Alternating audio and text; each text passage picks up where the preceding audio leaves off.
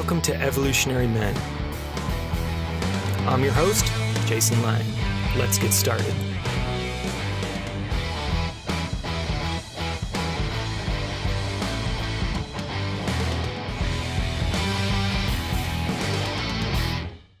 All right, and welcome back, everyone. I am super pumped to be joined by Tripp Lanier today, who is the host of the New Man podcast, author of the book, This Book Will Make You Dangerous, and important, my first men's coach ever. I was just digging through my Gmail trip, and I found an email from you to me about like our first coaching agreement from 2007. Wow. So I was bright-eyed 26-year-old man, boy, child in a lot of ways. And it was really just hitting me before we got on this call of you were one of the first men that ever just sat down with me, looked me in the eye and said, like, what's going on with your life? What do you want to do? And really just was hitting me of like, fuck, like I needed that.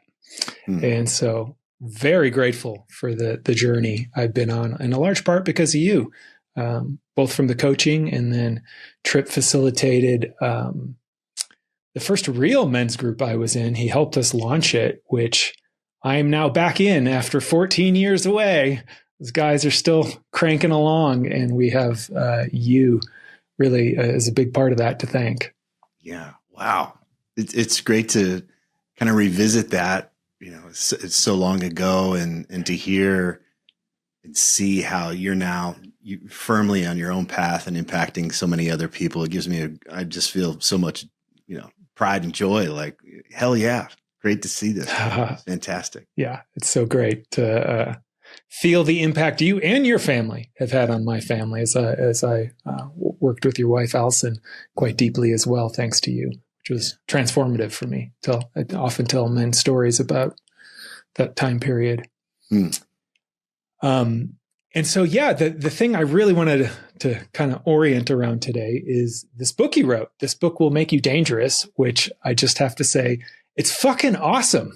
It took me a little while to get to it. I had 2 kids, and you had reached out to me, and I read it. And not only was I laughing my ass off, I was like, oh man, this is just really deep and profound, and hits actually a lot of what I work with men, but from like some pretty fresh angles. So first off, thank you for writing it. I mean, I learned a lot in terms of just some really simple frames to even name some of my experience and the experience I've had with clients and things I've seen with guys. So I want to start talking there. And the first question I know a lot of guys are going to ask is, what does it mean to be dangerous? Right. So that word, what does that mean to you? How does that show up in the work? And what do I imagine a lot of people miss about the importance of that title? Yeah. So what does it mean to be dangerous? I mean, for this book, it's not about hucking yourself off of cliffs and, wingsuits and playing with guns and fast cars and that kind of stuff. It is about recognizing where we have adapted to a certain way of living, that what is dangerous to us nowadays is anything that threatens our sense of comfort, anything that threatens our sense of security and stability and certainty, and anything that threatens our self-image that might make us look like a moron. And so we can, if we're unaware that these are the new dangers, our lives can become, what do I do to avoid being uncomfortable? What do I do to avoid any kind of risk or uncertainty? And what do I do to make sure that I don't look like a moron? Yeah, it's such a great distillation. And I think you named it, how did you say it in the book? Protect, please, improve. I think we're protecting and pleasing, improving. Yeah. Such like a simple triad there that as soon as I heard it, I was like, oh, that explains so much about how I've behaved in life and how I see many, many men. And it really struck me. I was talking with another guy just about modern conveniences lately and how life's just getting so easy. I order food and I don't even have to talk to anyone. Which is great. In some ways. Yeah, right. No, totally. But that in some ways, how I interpreted to be dangerous is like to consciously reintroduce certain friction in our life, right? The good kind of friction that causes us to grow. And so, how do you see this lack of living dangerously, let's say? How has that shown up in, guys you've worked with throughout the years? Well, I'll just speak personally because I'm 52 now. I like comfort. I like certainty. I like looking good. I've kind of built a nice little pad for myself here. And so if it's so easy for me to be unconscious and just whatever choices come at me through the day and just be like, yeah, let's just do the comfortable thing. Yeah, let's just play it safe here. Yeah, let's just make sure we look good here and just have that become the purpose of my life.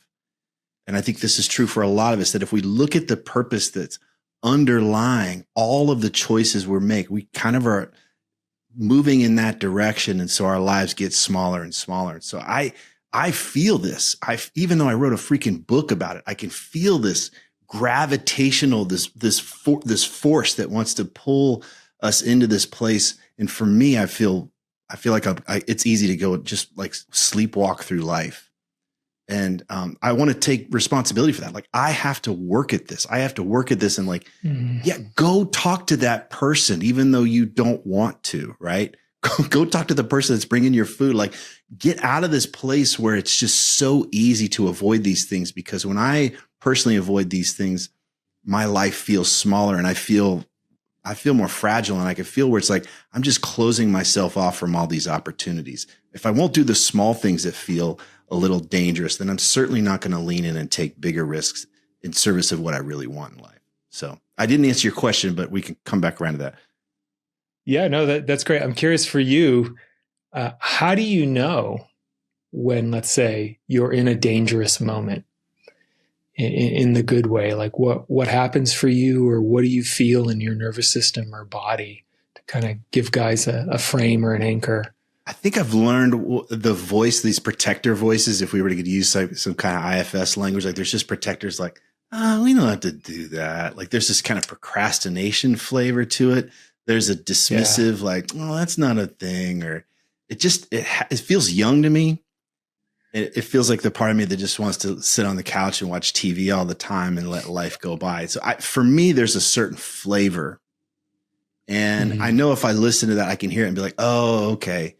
And then it doesn't mean that I do everything that is challenging or everything that comes. That's certainly not it. But I do want to be aware of it. I want to be aware more and more of when I'm choosing to be contracting in my life and have the opportunity to expand a bit more. Okay, awesome. And one of the cool things you share a lot about in your story, which I got to also just preface here, I switch between reading it and listening to it. And it's funny as shit to listen to it. Your full humor comes through your voice. So I highly recommend that. But you share a lot of your personal story of, in some sense, finding a certain type of success pretty early in life with an early career and business you formed. But then, I would say 20 to 30 years sooner than some men found some things that weren't working with that in a sense, or hit the limitations of that. And I'm curious, what did you discover in your path there about this kind of like what it really means to live on purpose or be successful that I know you've experienced, and I'm imagining you've worked with quite a few guys on as well. Yeah, I can think of two experiences that happened within, they were in conjunction with one another, and that I went through a really difficult time in my 20s where I was grieving an event that happened in my teens. And there was a point in that really heavy place that I realized there was no amount of money that could get me out of that. That the peace and grounding that I was seeking, like this, like, please help me come back. Like, please help me come back to my life. And I want to feel, quote, normal. There was no amount of money that would help me. And I thought that was really interesting. considering that so much of life is about money. Money is our God in so many ways. And I'm not saying money is bad, but there is an aspect of that. It's like, well, money will solve the problems that I have. And so that was a valuable lesson to realize that it wasn't going to solve that problem. And then from there, I after that experience, it was like, yeah, what the heck am I really doing? And I was fortunate enough to build a small business and do well for myself and realize, okay, this is essentially it. I could coast from here on out and just keep doing the same thing for the next 30 years. And it was scary to me. That much certainty, that much predictability felt very uncomfortable. Now, I was still a very young man, but at the same time, it was just like, this isn't what I really feel like I'm here to do. And so I recognized what was holding me back was, well, here's your comfort. Here's your certainty. People will think you're the biggest moron on the planet if you were to sell this thing and move on. And like, what an idiot you are. There wasn't a lot of encouragement of like, yeah, man, you got to this place. What's the next phase? What's the next chapter? It was like, no, you get here and you hold on, you anchor in. Mm-hmm. And so I was up against those things without really knowing it at the time. But it just internally, I was like, this isn't what I'm called to do. This isn't really what this is about for me. Yeah. And I mean, you work with some pretty kick-ass men just from, people I've heard you interview and talking about some of the clients you work with, high-powered CEOs, Navy SEALs, performance athletes. What's going on in a man's life by the time he gets to you? Like, what kind of pain is he in, or what's he coming up against in some of these men you're guiding at this point? I would say a big part of it is there's been this massive investment in themselves and achieving and accomplishing and getting to a certain status in life. So that can be financial, or it can be, I've reached this stage and I have these titles and this notoriety and look at me. And there's a big disparity between what they thought it was going to be like and what it is like. They got to this place and it didn't solve all the problems that they were trying to solve. Early on in their life, they thought, if I just did X, if I just got to Y, if I just became this other person, I'll be set for life. It'll all be it's smooth sailing from there. And they get to this place and they're like, wait a second, I must have screwed up. Or they've gotten to this place before and the goalposts move and they keep striving for more and more because it doesn't feel right. And they're like, I can't keep doing this. And that's a big part of it too, is they're like burning out, trying to play the game they played in their 20s, even though it doesn't work for them anymore. And so they're not recognizing that there's a developmental shift. We're growing as men, we're maturing. And so what got us off in our 20s and early 30s and on, it doesn't work for us as we get older. Our values change, our identity changes. And so it's up to us to pay attention to that information and recognize, wait a second, this doesn't mean things are wrong, but it is an opportunity to grow. It is an opportunity to make a shift. And again, if we're scared, if we don't want to give anything up, if we think like, if I make a move, it's all going to blow up, that can be really terrifying and they'll feel stuck. Yeah. And you have this great part of the book that I feel like speaks to that, maybe that discovery some guys have of going underneath the surface of really kind of dissecting the difference between, I think you call it an outcome and an experience of, we're men, we do men's work. We like goals. I got to hit the outcome, the number. Once I X, then I'll feel Y. Explain a little bit about what that difference is of an outcome and an experience. And I think how a lot of us get on the escalator thinking one thing, but we're actually getting stuck on the other. So as a coach, it's natural that goals are a part of the work, right? And I realized that I was working with people and they're like, yeah, I'm hiring a coach because I want to go from A to B. Like there's this place. And if I get here, that's what I'm going to do. And I never really bought into that just from my own experience. And so I started asking, it's like, well, what do you think is going to be different about your life when you get there? Oh, well, I'll have flexibility. I'll have freedom. I'll be able to do, nobody will tell me what to do. Okay. I started to really pay attention to what they were really hoping would be different.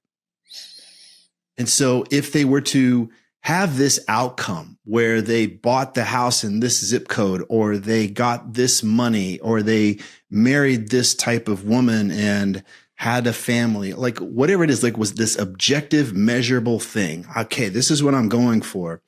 That they had a theory. It was a theory that they would feel something different. They would experience something different. Accumulating that or achieving that would mean that they would feel different than they do right now. And so this was a strategy. If I change this, if I acquire this, if I become this, if I accomplish this, I'll feel different. Okay, well, let's talk about what you really want to feel then. And what I found was that a lot of guys were achieving and acquiring and moving up the ladder, and some of them felt trapped. A lot of them felt drained. A lot of them were in marriages or isolated from people or isolated from their friends. They felt alone, especially guys that are in leadership positions. Basically, everybody they could hire and fire, and it was like they were afraid of them. And a lot of them were either bored because they were coasting, like I would have done if I stayed in that previous job, or they were overwhelmed because they're just constantly in this more phase. And I said, well, if we don't want to be trapped, that tells me we want to be free. If we don't want to be drained, that tells me we want to be alive. If we don't want to be isolated, it tells me we want deep connection and love. And if we don't want to be bored or overwhelmed, then we want peace of mind. And that started to click with me. And I never met anybody that was like, yeah, I want to be trapped or drained or isolated or bored or overwhelmed. But when I talk about freedom, aliveness, love, and peace, there's a head nodding. It's like, yeah, especially aliveness. That has a lot of juice for men.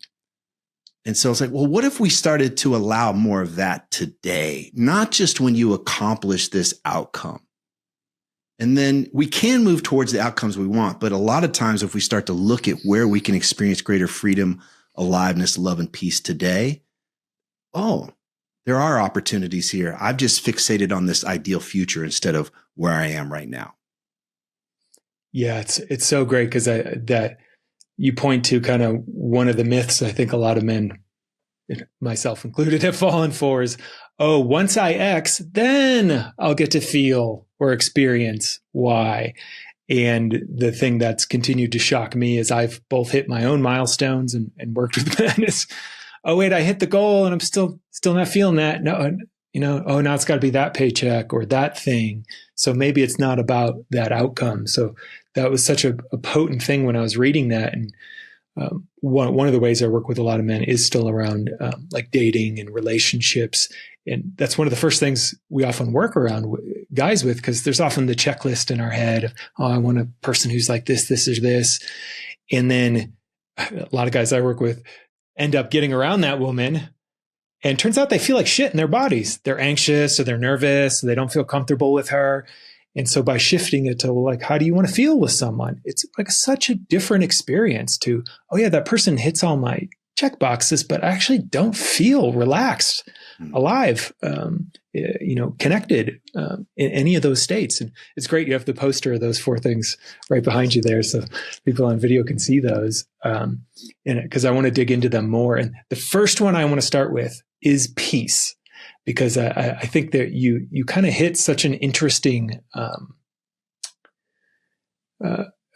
definition of it, because oftentimes, right, when I'm working with men and they think of peace, they just think of, no conflict, right? Playing it safe or comfort. How do you differentiate the peace you're speaking about from, the opposite of dangerous, like we were talking about in the beginning, because they're very different in how you kind of lay it out. But I want to hear your words even more than mine. Yeah, the irony is that freedom, aliveness, love, and peace are going to challenge us to go into the places that are uncomfortable and risky, and we might look like a moron. And so, when it comes to peace, I like to think of it like, let's say we've got a toothache. I can guzzle Jack Daniels and take painkillers. But that gives me comfort. That gives me a temporary comfort. And so if I'm in a relationship and we're not dealing with what's going on, there are little things that we do to buy time and have comfort. Like we just kind of brush stuff under the rug. We avoid conversations. we just kind of stuff things inside, and we might have a temporary sense of comfort or kind of like keeping things safe up on the top, but we're not dealing with anything. And what that has is it erodes our peace of mind. It kills us inside. Peace, though, if we come back to the tooth, it's pulling that damn thing. It's dealing with it. It's going into it instead of avoiding it. And that might be painful. There might be discomfort, like real discomfort in the moment, but it's getting dealt with. And I've noticed that in my own life and when I work with other people is that when we identify what needs to be dealt with and we choose to turn into it, even though there's still like a fear and anxiety, there's also underneath that a deep sense of peace of like, finally, I'm dealing with this. I'm not running from it anymore. It's a strange sensation. I don't know if you've ever had this, but there's just like, I'm no longer running from this. Even though I'm going to do this very difficult thing, it feels right. This feels like the right thing to do, even though it's very difficult.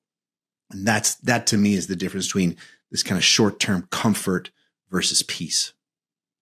Yeah, I see that so much. It's played out in my own life, and I just really loved the definition there because it kind of shook up, peace, and how a lot of guys I work with think about it. That it's not necessarily comfortable, but it's like it's a deeper type of relaxation, right? One manifestation of this I feel like is in my marriage.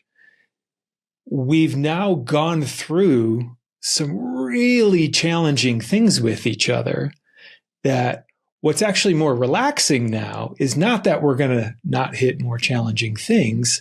It's that I trust we have a process to work through that conflict. So that's what I trust. Not that it's going to be easy, or I'm not going to like shit the bed sometimes or be scared or whatever. It's, there's a deeper piece in our duo of, we can navigate this stuff as uncomfortable as it still often is. Yeah. And I see that a lot. I do a lot of shadow work with guys these days. Emotionally, same thing. There's whether it's some grief or anger or deep fear about something that has been held on to, every second of every day, some part of our resource is going to kind of locking that down. Mm. And on the other side, there's like that deeper, whatever energy was being used to hold that is now released, and it's free to me to put towards the things I want to put them towards again. Yeah, it's not about building a better castle, right? There's an armoring that we can have. If I get enough money and I can get enough things that I can armor myself with, and I can protect myself from every possible angle and every possible attack. Well, that's a defensive way to move through life. And we do need boundaries. We do need to have defenses. I'm not neglecting that. But I think that if that's the strategy, we're bringing into our marriage or our careers, we're going to be in a constant state of anxiety. And the reason why is because we're uncertain about where the next attack's coming from, and we don't really feel that we can do something about it. When you described what you were describing with your wife, what I heard was, we don't know what's going to happen. At some point, something's going to happen, but you know what? We can handle it. We'll figure it out. We've learned the skills. We've learned how to work with each other. And there's the peace of mind. There's someone I worked with that was worth a lot of money. He decided to retire, and one of his investments went tits up, and he's freaking out, even though he has plenty of money. But the thing he fears is he's like, I can't go make more. This is the belief. So he lives in this state of scarcity because the lifestyle he's chosen, he can't really afford it this time. And I'm like, or you could go make more, right? Like wouldn't that feel powerful? Instead of, oh God, I'm going to lose, even though he's got plenty. The fear is lost, but he doesn't realize that he can go make more. He has options there, and that's what kills our peace of mind. Yeah, I love that, and it makes me realize the kind of what it means to play full out is another way to think of, I think, what you're talking about with dangerous, in that certainly in my experience, and then particularly around women and stuff, for a lot of guys I coach, the freedom of, I took my shot, is very different from the freedom of, oh, I was too scared to go for it and I'll never know. It's not that it's not uncomfortable and it doesn't sting, but there's a certain peace when it comes to, oh, I can fall asleep tonight because I know I kind of did my part in the world. And that's part of what I hear you speaking towards in this piece, that it's another way to maybe put it is it's at least for me, it's been a shit more empowering. It's just like, oh, I have control. I have agency in my life, right? There's a certain peace that comes from, taking responsibility for that not, we don't always want to do in all aspects of our life. Not easy, right? Not easy. Yeah. And so, we're going to go through these, love. So love and connection. Yeah. I do men's work, and not the first word that often comes up for successful, high achieving men. Dig into love a little bit more here and how you've experienced it and seen, maybe underneath what a lot of guys think they want. What made this one show up? Love's the thing, man. So that's why it's a different color, right? It's where everything arises from, right? So we could go on the esoteric here for a while, but what I've found it's just underneath it all when a guy is, and we've both been there, like you crumbled on the ground and then you've got like what's left is love, right? It's like that's what we look for in that dark moment where money wasn't going to solve my problem. It was love. It was love that I was seeking, that connection that I was seeking. Like everything starts from that place. And so I think a lot of us are confusing attention and validation with love. Mm-hmm. I like to get attention. I like to get validation, but we can look at it through the lens of junk food versus what's really nourishing for us. And I think a lot of us don't realize that we can develop skills to navigate relationships in a way where we can have genuine connection and genuine interactions with folks and really experience that love. A lot of us are kind of in that castle mode. We don't really talk about what we're truly thinking and feeling and wanting. And so we're always at an arm's distance from those that are around us. And so I think that whether it's connections with others, but also just deep connection within ourselves, deep connection to what we can't see, those are all really beautiful, nourishing places that we often cut ourselves off from because we're so fixated on the future.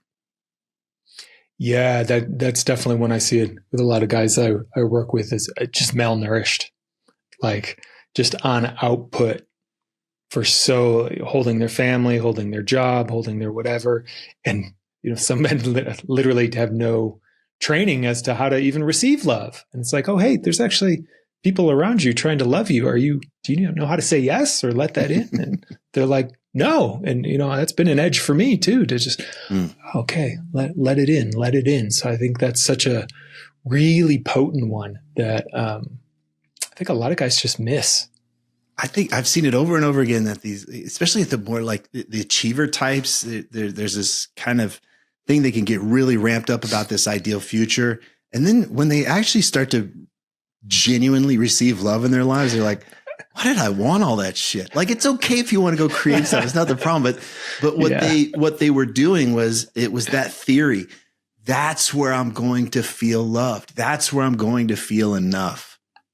And it doesn't usually add up that way. But if they can allow love into their lives, they might start to realize like, I didn't really want that shit to begin with. I just really wanted to have this experience. Yeah. Amazing. And I want to save aliveness for last. So I want to go to freedom next. Okay. Tell us about freedom. I mean, is that just, I just get to do whatever the fuck I want, whenever I want, date whoever, sleep with whoever? Like, no morals. What's freedom mean? No morals. No. No, it's not hedonism. And it's not, I think a lot of people just think of this first level of freedom as flexibility. Oh, I want to work from home 2 days a week. Right. Or I want to be able to kind of dictate how I do X, Y, and Z with work or something like that. And that's a level of it. But I think on a much deeper level, we're wanting permission to be who we truly are. There's a role we've learned to play to be safe, to be accepted, and to succeed in life. And a lot of us may not even realize we're playing that role. It just became second nature. but there's a tension. The further out of alignment that role is with who we are at our essence, there's a friction. There's a grind that's happening inside. And we can misinterpret that to believe I must not have enough. I must not be enough. I must not be doing it enough.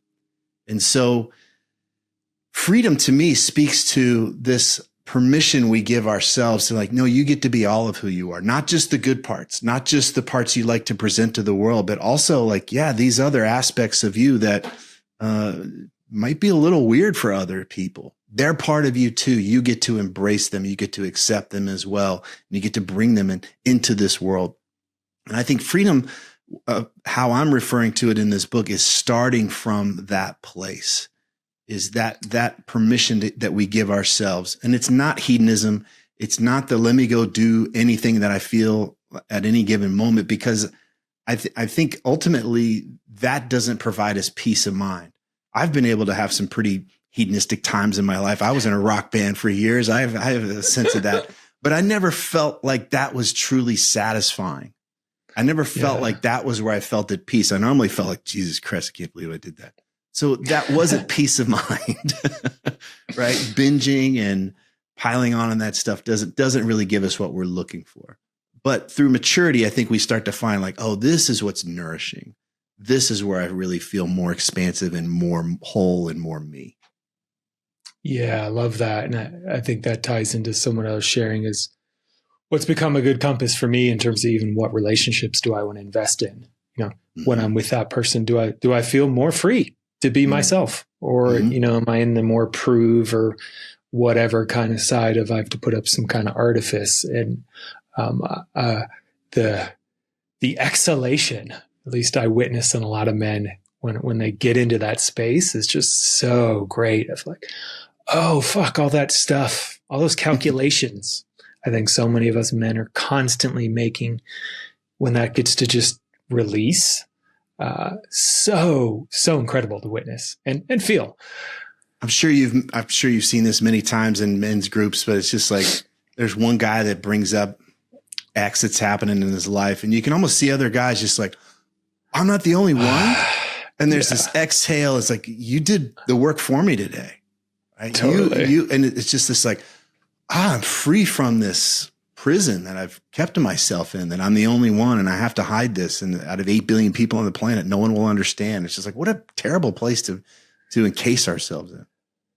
Yeah. It's one of the great things in groups is seeing that the collective unburdening of, we have to, oh no, we don't have to. so great. Yeah. Listen to that language. We have to, right? That's a construct, right? It's bringing us in. Yeah, exactly.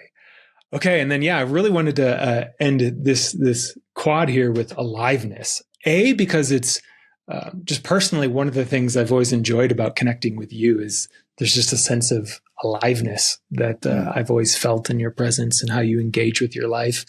And I would say my word I kind of put with that is playfulness. And I would love to see, just kind of talk me through, aliveness and how it shows up in your life and how it does or doesn't show up in many of the men you work with. I think aliveness is shifted for me as I've gotten older. I think it's always been the same thing. I think just the flavor might have changed. It's not the adrenaline, jacked up, fists in the air, win. That's great. Like I can certainly appreciate that. I go surf and catch a wonderful wave, and it's just an exhilarating feeling. And that is certainly alive. That is certainly a sense of aliveness there. But what I'm speaking to in the book is more of this deep sense of being fully here. Not in the future, not in the past, but really here. I feel this. I feel alive. And I have had moments in my life where I was doing something and there was this calm, grounded centeredness, but there was almost like this thing in my head. I was like, this is why you're alive. Like there was an affirmation of that. And it wasn't in that there was no fist pumping and no arms in the air and, yelping or anything like that. It was a different thing. And almost, it was very kind of deep. And it was as if something was expressing itself through me and as me. rather than something that I grasped and achieved. So I don't want to shit on the first type of aliveness, because that's really fun and it makes life really, really exuberant. But that deeper aliveness of just being fully here, and that's a different flavor. And in terms of playfulness, I think when we talk about how these all relate together, for me, when we start to take our seat in freedom, aliveness, love, and peace, I think life can become more play, because we're no longer in such a defensive posture. We're no longer guarding against discomfort and instability and uncertainty and, oh God, what might people think? There's just a natural confidence and groundedness. And so for me, my temperament and my type, my essence, that shows up as like, well, then this now we're playing, right? Yeah. And instead of like, oh gosh, what's my wife going to think of me if I try this in the bedroom? It's like, let's fucking give it a shot, right? Or what about this? If I say this on a podcast, like I could be defensive, or it's like, fuck it, let's see, right? It's just, there's an energy that comes through and exudes through us. And to me, it feels like play now. Yeah. I love it so much. As I've often joked with my wife of creating a t-shirt that just says grumpy, tired, and burdened, like the masculine disposition.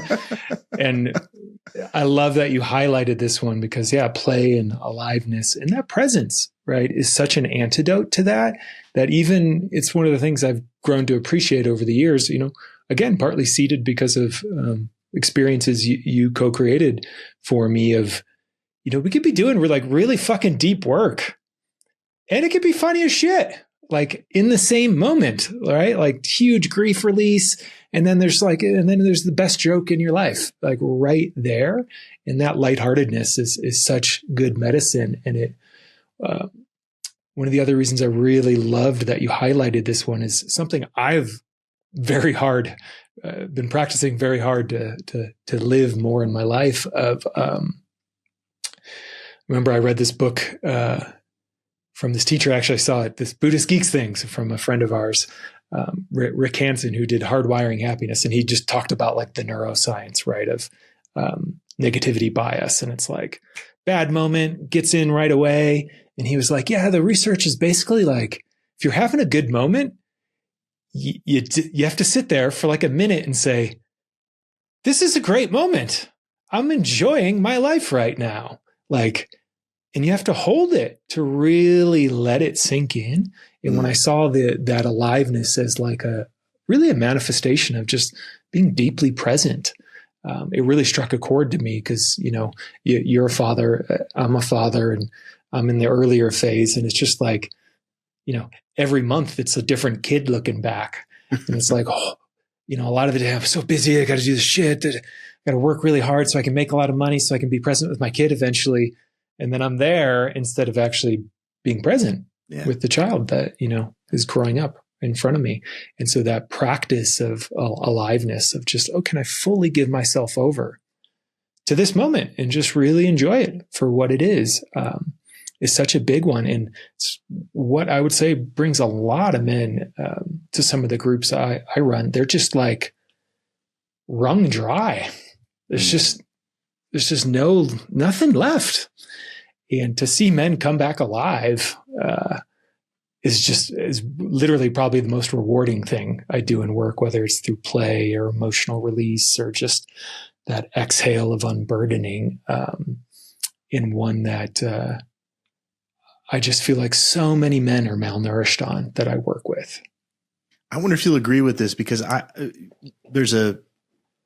the examples I gave and even the examples you gave of like kind of being in this place of malnourished, there's a withholding, there's this kind of holding back, and just like everything's got to kind of be held within. And that's the grumpy, what did you say? Grumpy, tired, what? And burdened. The essential masculine disposition. Hey, I've got a wife, I got a kid, I got a puppy that bites me in the dick when I come downstairs. So it's like, I get it. All right. I've got my version too. So, but there's something about aliveness in that the doorway to aliveness is, where is there a little death? So if I'm avoiding these places, there's a little thing like, if I step my toe over this line, There's something at risk here. Little bit, not big risk, but little risks. And that's where it starts to be fun. It starts to be fun when we start to take little risks. And so whether I'm in a men's group and it's like, hey, you know, I like ABC and hot butter in my ass crack, and like anybody else, and you know, somebody else, like, it starts to get fun if we're willing to play with those boundaries a little bit of like, oh, I gotta stay within here and I'm stuck in here. If we're looking for aliveness, start to look for little chances and little risks that you can take throughout your day. Little ones. So socially, ask someone a question that you wouldn't ask at the grocery store, or give somebody a compliment, or hold a lady for an old lady getting into her car, like hold the door. Just find these little things where you're like, that'd be fucking weird. People think you're weird if you do that. Well, do it. And you're probably like, look, just energy just comes alive in us. And it's like, yeah, there you go. It's effusive. And so if we understand that we're avoiding those places all the time, those are the doorways. Like places that are narrow are often, okay, there's aliveness on the other side. Oh, I love that. Look for the places that are narrow, because those are your doorways. That's such a beautiful fucking image. Just feeling the contours of that in my own life, even. How cool. And so, you know, I'm curious, one other part I wanted to ask you about, because I mean, you do work with a lot of high achievers, and how have you found, or what do you see, like, because, you know, there's this emerging thing that literally the name of your show is The New Man, right? Trying to go beyond a lot of the old definitions. Where does emotion come into play for, like, you know, a integrated, modern, dangerous man? I mean, it is huge. I think it's a yin to the yang of this objective, reasoning, rational stuff. And I think that emotion gets a bad rap. We learn early on that we can't trust emotions, and we can't trust our emotional world. Why? We're young. It's a lot to handle. It's a lot to be with. And then also it's like, shit, if I get emotional, if I get sad, or I cry or something, then I'm going to be chastised for it. So it's easy for us as men to shut down our emotional world. But we don't recognize that our emotions are really powerful guidance system. Like we can learn to listen and recognize that this is where things go. This is where I feel more lit up. This is where I feel more contracted. You were talking about the relationship stuff earlier.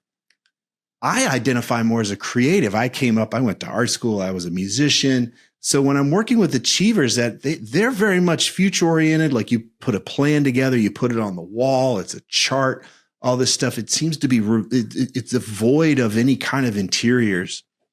And that's okay if that works for them. I recognize everybody's got a different temperament. But when it asks, like, for a creative person, there's a reason why that chord goes there. There's a reason why that scene goes in the movie. There's a reason why we use this lens versus that lens. It's because there's just a felt sense that that's what's needed there. And that comes from inside. And if we lose touch with that, we'll kind of wonder why we've got plenty of shit, but none of it feels right. Like there's this kind of emptiness, or it feels off track. But if we can embrace that we have a part of us that likes to use maps and vision and all that kind of stuff, but then ultimately come back to we have some feedback that's letting us know, I'm not quite, this doesn't feel quite right, or this is getting more and more draining. We can learn to access that too. So I like to have both of those and not play one or the other. Yeah, it's striking me for whatever reason for the first time, maybe that, sometimes guys have a little resistance to the emotional stuff in my experience of, why do I need to do that? Be stoic, like just hit the goal and go. But really instinct is just emotional content, right? If we're not in touch with our emotions, we're not going to be really connecting to instinct. It's maybe just a more masculine way of saying it. It's like all that stuff that's happening in your body that helps guide you. So that, it's appreciating that takeaway just from what you said. Well, it's also like I like certain emotions, I don't like others. So there's this kind of preference, right? Yeah. I don't know about you. Mine's God. more of a pipe. Like they're all in there. Yep. And I spent many years of my life trying to, repress certain emotions, grief, sadness or whatever. And it was cutting me off from a lot of other things. Everything became needed. My life was essentially this really narrow band of experiences. And so if we can learn through experience that we can handle emotions, that they can move through us as electricity moves through a circuit. Oh, well, it comes and it goes. And I don't necessarily enjoy feeling sadness or anything like that, but it's part of that piece that we were talking about earlier. It's like, all right, I don't want to fucking do this, but I can do this. Like I can have this experience. Well, then we also just feel more expansive. We're allowed to be with all of who we are. And I think that's as we were talking about, that's what we're really wanting when we talk about freedom and aliveness. Yeah. And it's so funny that pipe metaphor, you were the one that gave it to me. I remember now, like, and how formative that really was for me in particular, and how, back in that day, gross simplification, but kind of my range was good, bad, and fine. Like, right. Yeah. And like a lot of men, how are you? I'm fine. I'm good, bad. Yeah. Like it doesn't leave much room for feeling freedom, aliveness, love, or peace when that's the range. And the willingness to open up to some of my deeper grief and hurts and fears has totally allowed that other side to greatly expand. And yeah, it's so fun connecting the dots, even on that. Back to you. Yeah. And even if I want aliveness, well, how would you know? It could come out of the toilet and bite you in the ass, and you wouldn't know if you've shut down that part of your life. If you've put duct tape over all the gauges on your dashboard, you numbed yourself to this part of your world, how would you know? How would you know it was right here, right now? Oh, so true. And as we start to wind down here, I'll be mindful of time. The other part, something else I wanted to ask you about was,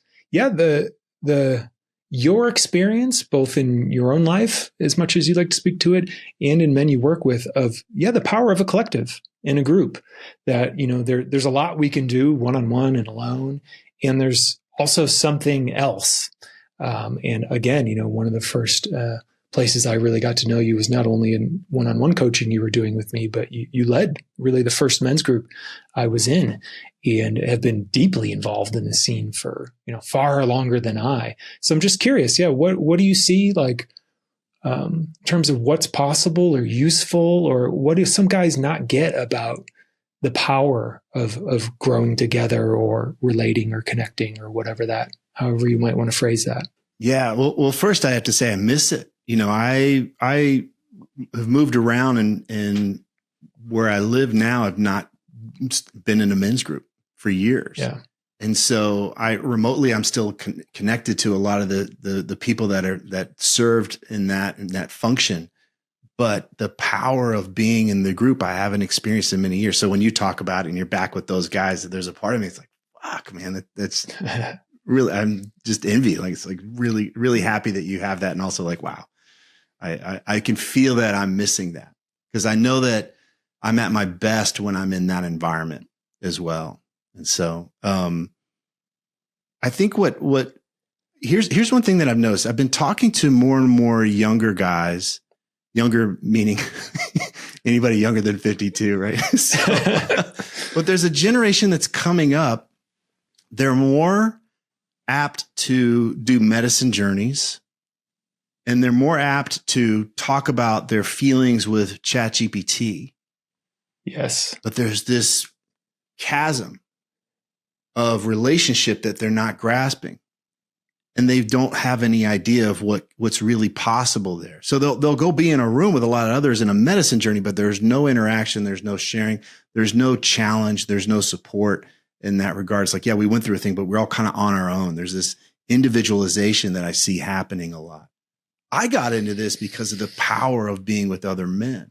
The first kind of real men's thing I did was going down to Costa Rica, and we were told not to use our names or talk about our lives back at home.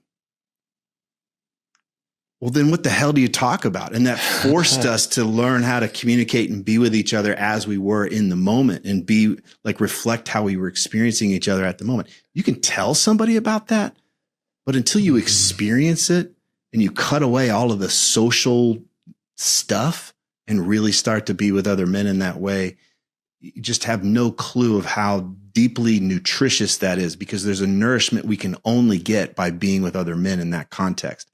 Not being together watching the game, not doing that, not that kind of stuff. There's something that we only get in that the context of something like a men's group. And so even guys I know that go to churches and do men's groups there's still a very safe way that they're approaching it, because everybody knows each other's wives, and there's a lot still on lockdown. The places where we feel like we allow ourselves to really be seen and be challenged by other men are the places we get something that we're seeking elsewhere, but we're not going to be able to find it elsewhere. Oh, beautiful. Would you agree with that? That's my take. 100%. Totally. I mean, it was, we had a wide open field for where to move in the States in a lot of ways. And the fact that I had a group to return to was the single biggest check mark.